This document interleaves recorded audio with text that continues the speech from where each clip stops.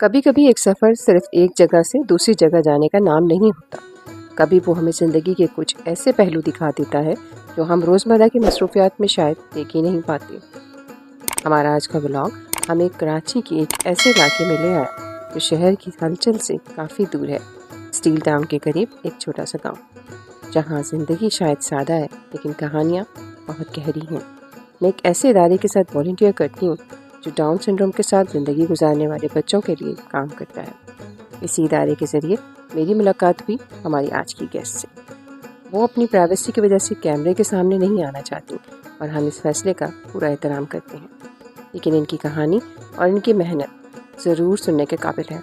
इनकी एक प्यारी सी बेटी है, नूर फातिमा। नूर, क्या कर रही हैं आप यहाँ पे? क्या कर रही हैं ना? वाह, नूर की मुस्कुराहट में एक ख़ास मासूमियत है और शायद यही मासूमियत इस पूरे ब्लॉग को एक अलग खूबसूरती दे रही है। जब मैं यहाँ आने के लिए सफ़र कर रही थी ना, तो एक बात बार बार मेरे जहन में आ रही थी। इतनी दूर से ये माँ अपनी बेटी को शहर तक थेरेपीज़ के लिए लेकर आती है। सोचिए, ये सिर्फ फासले तय करना नहीं होता, ये सब्र, हौसले और मोहब्बत का सफ़र है। और अगर फिर भी हमारे बच्चों को एक्सेप्टेंस ना मिले और हम अवेयरनेस ना बना सकें तो हमारी बहुत बड़ी नाकामी है। डाउन सिंड्रोम कोई बीमारी नहीं, ये एक जेनेटिक कंडीशन है। इसका मतलब ये होता है कि बच्चे के अंदर एक एक्स्ट्रा क्रोमोसोम होता है, जिसकी वजह से इनकी ग्रोथ और लर्निंग थोड़ी सी डिफरेंट होती है। लेकिन एक बात बहुत इम्पॉर्टेंट है, ये बच्चे कमज़ोर नहीं होते, ये सिर्फ डिफरेंट लर्नर होते हैं। इन्हें थोड़ा सा ज़्यादा वक्त चाहिए होता है, लेकिन अगर सही गाइडेंस और सपोर्ट मिले तो ये बच्चे बहुत कुछ सीख सकते हैं।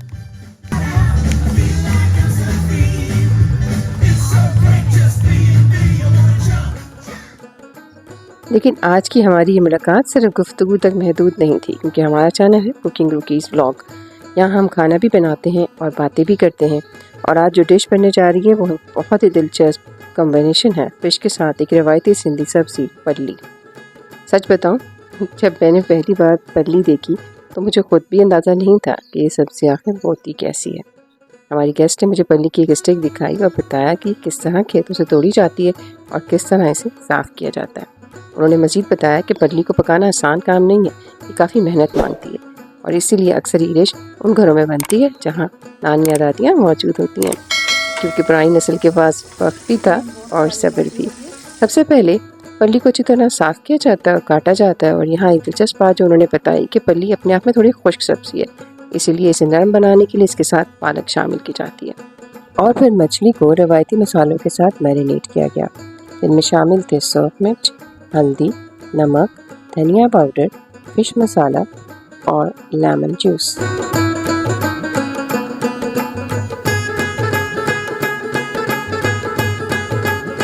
और फिश की ग्रेवी बनाने के लिए जो चीज़ें इस्तेमाल की गई उनमें शामिल था एक मीडियम प्याज, 4 टमाटर, एक कच्चा लहसुन, हरी मिर्च और हरा धनिया गार्निशिंग के लिए। जब हम डाउन सिंड्रोम की बात करते हैं तो हमें सिर्फ बच्चों के बारे में नहीं बल्कि उनके वालिदैन के बारे में भी सोचना चाहिए। ऐसे बहुत से वालिदैन हैं जो दूर दराज इलाकों से लंबा सफ़र करके अपने बच्चों को सिर्फ इसलिए शहर लेकर आते हैं ताकि उनकी ज़िंदगी को बेहतर बना सकें। ये सफ़र आसान नहीं होता, ये सफ़र वक्त भी लेता है, पैसा भी, और सबसे बढ़कर हिम्मत। तो जनाब, फ़िश की ग्रेवी बनाने के लिए पहले एक मीडियम प्याज को हाफ कप ऑयल में सौते किया गया, उसमें 4 टमाटर डाल के उसे भुना गया। उसके बाद उसमें दही शामिल की गई और जो फ़िश उन्होंने मैरिनेट करके रखी थी फिर उसे उन्होंने इसमें शामिल कर दिया। और साथ ही इसमें लहसुन और मिर्च का पेस्ट शामिल किया गया और 1 चम्मच के करीब फ़िश मसाला, और फिर इसे तकरीबन 5 मिनट के लिए पकने के लिए छोड़ दिया गया। 5 मिनट के बाद इन मछली के कतलों को की साइड को चेंज किया गया और दोबारा से इनको 1 से 1.5 मिनट के लिए छोड़ दिया गया। अच्छा, तो और यहाँ सवाल सिर्फ उन वालिदैन का नहीं बनता, ये हम सब का बनता है। हम क्या कर सकते हैं? क्या हम ऐसे बच्चों को एक्सेप्ट करते हैं? क्या हमारे स्कूल इन्हें जगह देते हैं? क्या हमारी सोसाइटी इन्हें समझती है? अगर जवाब नहीं है, हमें बदलने की ज़रूरत है। 5 मिनट बाद फ़िश के कतलों को वापस पलटा गया और उनके ऊपर चाट मसाला, काली मिर्च और हरा धनिया और सूखा पुदीना गार्निश किया गया।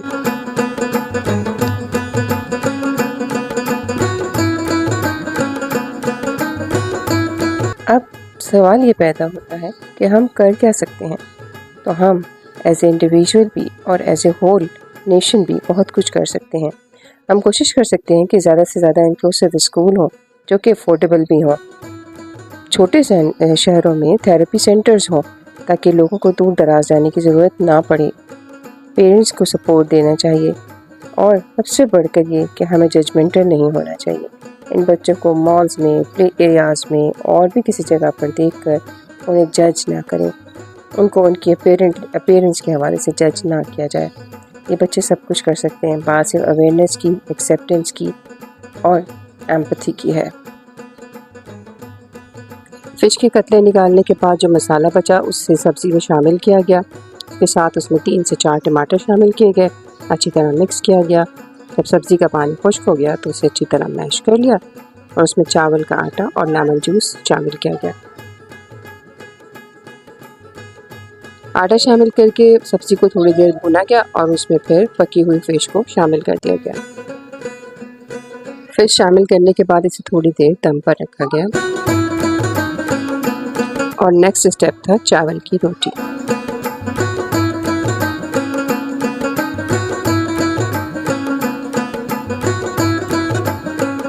हमारी आज की डिश तैयार है, रवायती पल्ली, खुशबूदार मछली और साथ नरम चावल की रोटी। ये व्लॉग सिर्फ एक डिश के बारे में नहीं था, ये एक सोच के बारे में था। हम अक्सर समझते हैं कि मुश्किलात सिर्फ हमारी ज़िंदगी में हैं, लेकिन कुछ लोग खामोशी से हर दिन एक नई जंग लड़े होते हैं। शायद वक्त आ गया है कि हम सिर्फ देखें नहीं बल्कि समझें भी। हर कहानी हमें कुछ ना कुछ सिखा कर जाती है और आज की कहानी हमें ये सिखा गई कि हिम्मत और मोहब्बत सबसे बड़ी ताकत है।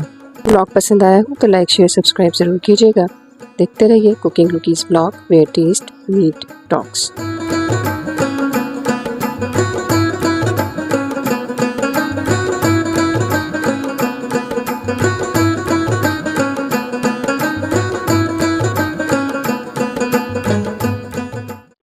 अगले ब्लॉग में मैं अपनी ज़िंदगी के एक ऐसे लम्हे के बारे में बात करूंगी जो मेरे लिए आसान नहीं था, जब मुझे इमरजेंसी में हॉस्पिटल ले जाया गया।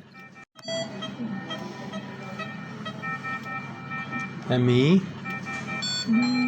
एमी, क्या हो रहा है? हैं? बोलने नहीं हो रहा